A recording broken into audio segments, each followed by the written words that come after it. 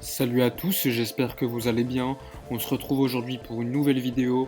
Elle va concerner un sujet très important pour le club et son futur, le choix de l'entraîneur. On va commencer par faire un court historique de Valverde au Barça.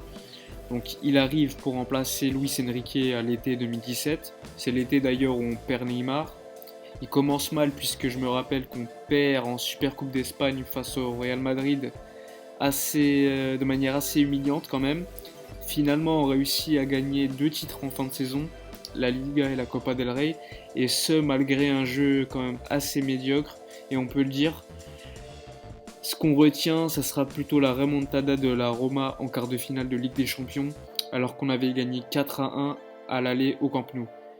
Personnellement, ça m'avait d'ailleurs assez étonné qu'il ne choisisse pas de démissionner suite à cet événement. Bon, ok, là on peut se dire, le Barça préfère la stabilité, on choisit de lui faire confiance suite aux deux titres nationaux remportés. Mais bon, l'année après, en Liga, c'est assez semblable. On domine assez largement puisque le Real Madrid et l'Atlético ne suivent pas du tout en championnat. Mais dans le jeu, c'est toujours pas suffisant pour moi. Finalement, on remporte quand même la Liga, mais on perd quand même la Copa del Rey face à Valence. Puis surtout, une semaine avant, il y a la remontada de Liverpool à Anfield. Alors là, je comprenais pas du tout comment le club n'avait pas décidé de le virer à ce moment-là. Surtout après une telle débâcle, pour moi le vestiaire il pouvait pas faire confiance de nouveau à l'entraîneur. Surtout après avoir mené 3-0 au match aller, 4-0 au retour, pour moi c'était inimaginable de pouvoir voir cela. Mais non, avec le Barça de Valverde, on n'est plus étonné. Et les joueurs finalement ont décidé de soutenir le coach malgré tout. Là, on peut se demander mais pourquoi les joueurs et le club continuent à soutenir Valverde alors que collectivement rien n'est travaillé. On subit deux catastrophes en 2 ans en Ligue des Champions. À mon avis, déjà je pense que les joueurs ils se contentent d'un coach qui les laisse faire ce qu'ils veulent. Valverde, c'est sûr que c'est pas un coach comme Luis Enrique qui lui est quand même un certain caractère, qui va faire courir les joueurs, qui mettait en place une certaine discipline. C'est d'ailleurs ce qui avait causé l'embrouille en janvier 2015, avant le match contre la Real Sociedad entre le vestiaire et Luis Enrique.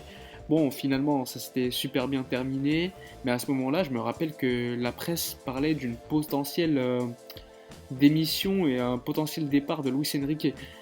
Donc, contrairement à Luis Enrique, Valverde, c'est un coach plutôt accompagnateur, on va dire.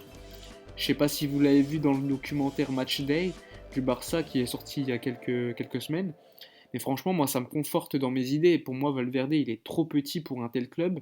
Il a un manque criant de caractère et surtout, on a l'impression que rien n'est travaillé collectivement aux entraînements. Donc, on peut également parler du manque de travail physique aux entraînements. C'est d'ailleurs ce qui peut être un facteur de blessure. Et je ne sais pas si vous l'avez vu, mais l'agent de Dembélé, il expliquait à RMC Sport il y a quelques semaines que le fait que les entraînements du Barça soient aussi légers, ça puisse être un facteur des rechutes de blessures de Ousmane Dembélé. Puis ce manque de travail physique, on l'a vu à Anfield la saison passée, on avait l'impression de voir une équipe 3 étages au-dessus au niveau physique. Alors oui, on va me dire au Barça, c'est la technique qui prévaut sur le physique, mais je suis désolé, le Barça de Valverde,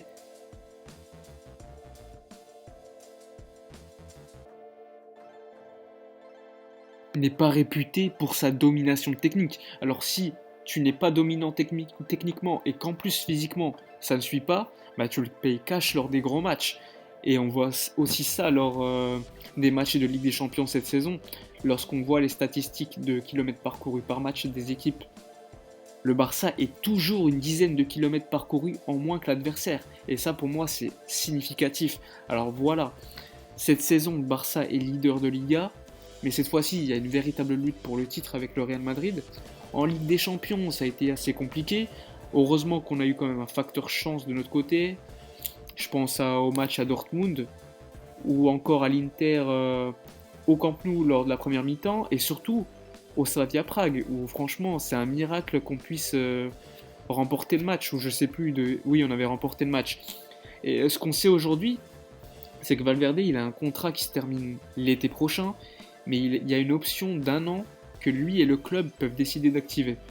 Donc franchement, ça m'étonnerait pas que cela arrive en fin de saison, si le Barça gagne au moins la Liga, puisque dans 1 an et demi, il y a des élections et Bartomeu pourrait décider d'aller jusqu'aux élections avec Valverde comme entraîneur.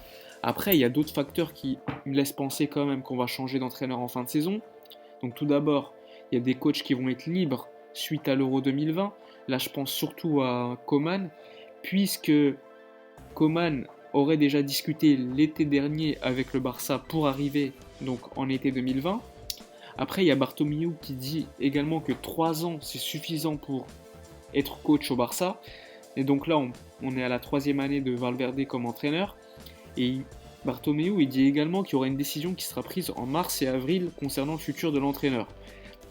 Après, on peut se dire que Bartomeu pourrait miser sur un autre entraîneur 1 an avant les élections pour maximiser les chances de remporter des titres et donc que le candidat de la continuité de Bartomeu puisse être élu lors de ces élections.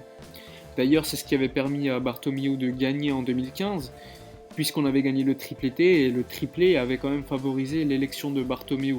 Le public avait privilégié donc la continuité, surtout qu'on sortait d'une année historique en termes de titres, et donc Bartomeu en avait profité pour gagner devant Laporta, il me semble.